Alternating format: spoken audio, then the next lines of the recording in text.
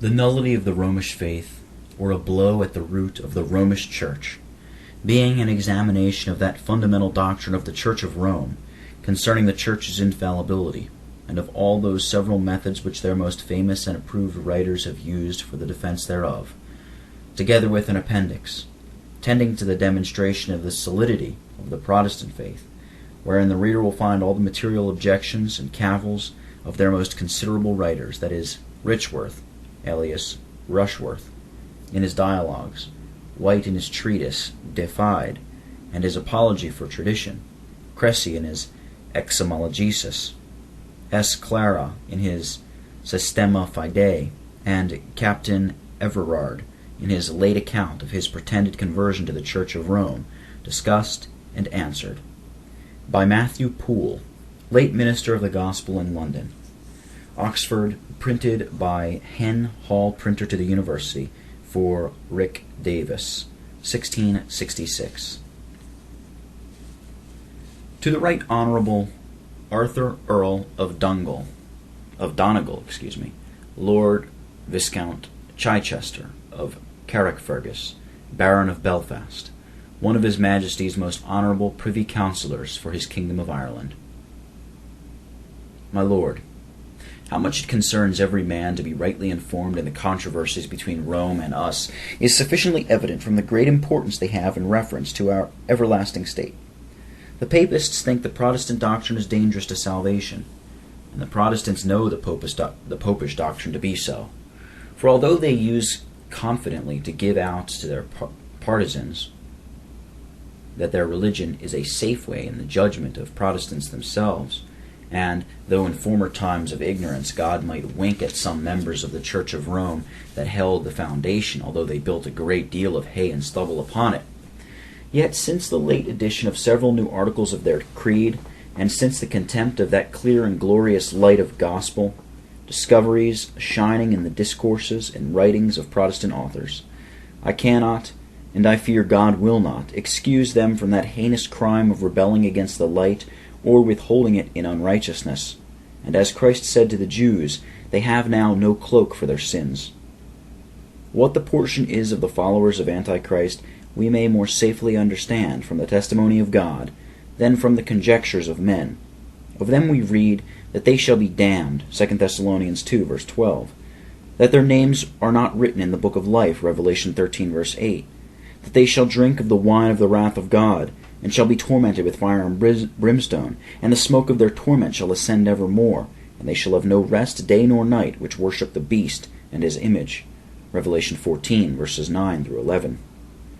The only doubt is whether the Papists be followers of Antichrist, or, which comes to one, whether the Pope be Antichrist, which seems so probable to the famous Lord Bacon, that being asked by King James whether he thought him so to be, it was no less truly than wittingly answered by him, that if in hue and cry should come after Antichrist which should describe him by those characters by which he is deciphered in the Bible,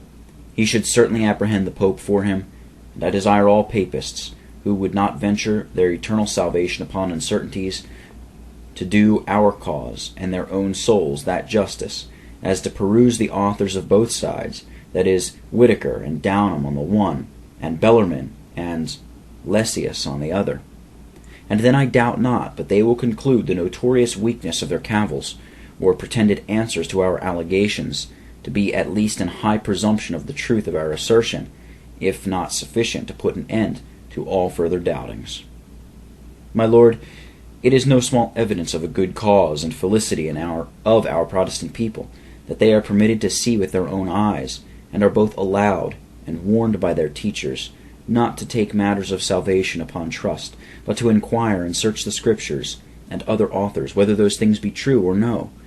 whilst unhappy Papists like the old Andabate of old must wink and fight, and are obliged with an implicit faith to follow their guides, in spite of Christ's caution, used upon the like occasion, if the blind lead the blind, both shall fall into the ditch, Matthew 15, verse 14.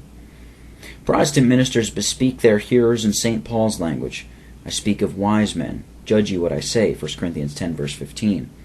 While Popish priests, if they would speak out, must say, I speak as to fools. Believe all that I say.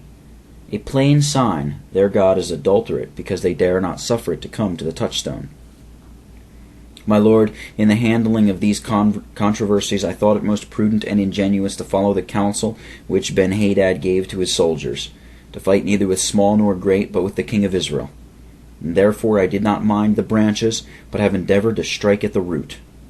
For such is the doctrine here discussed, that is, the doctrine of the Church's authority and infallibility, and so it is acknowledged by all the Romanists, and we are advised by them, if we mean to do any good, to attack them in this point. I like the counsel, and therefore have resolved sun theo, arsum petrare, to attempt their strongest hold. All the controversies of the Church of Rome have, what Caligula wished all the people of Rome had, one work. And what is this of the Church's infallible authority? While this is safe, we do but pare their nails, and cut their hair, which will quickly grow again. But if this fails, all falls. Wound them here, and it goes to the heart. Whether I have done this here or no, I shall not be so absurd or arrogant as to give judgment in my own cause. This only I shall be bold to say, that I have faithfully represented the strength of the Popish cause in this great point, out of their most famous and approved authors, and such of whom it might be truly said, Sae, Mani, Rome defendi, Poslent, dextra, hac defensa, sufficient. And therefore, if all the plausible pretenses of the most considerable writers here were removed and destroyed, which I willingly refer to the judgment of a serious, intelligent, and impartial reader, I may without injustice conclude that their doctrine is indefensible, and their cause desperate. My lord, the reason why I develop the patronage of this work upon your lordship is not only the consideration of your real worth, and those honorable qualities resplendent in you, that true generosity, sincere friendship, obliging sweetness, impartial valuation of persons according to their merit, not their party or opinion in little things, and other conspicuous virtues, which they that have happiness of your acquaintance are witnesses of. Nor is it only the known excellency and exemplary piety of your most illustrious lady, which nothing but ignorance or malice can deny, nor the particular obligations which I shall always desire to own to both of you, but the contemplation of that great interest, which by the high capacity of your place, and the nobleness of your estate, and the unexampled affability of your deportment, you have in the kingdom of Ireland, which, how free it is from other venoms your lordship knows better than I, yet sure I am it is sadly infected with the poison of Popish doctrines, and therefore I thought the antidote most needful there, and that your lordship's authority and influence accompanied with your zealous endeavors, which God expects, and I promise to myself from you in so good a cause, might induce many persons of the Romish persuasion to read and consider this short treatise, if God peradventure may give them repentance, to the acknowledgment of the truth, that they may recover themselves from the snare of the devil.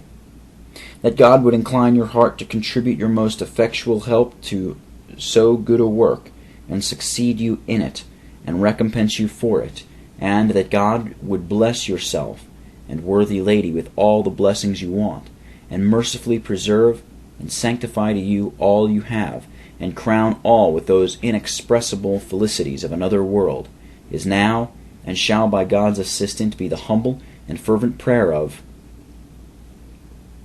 September 1st, 1665, my lord, your lordship's order at the throne of grace, Matthew Poole.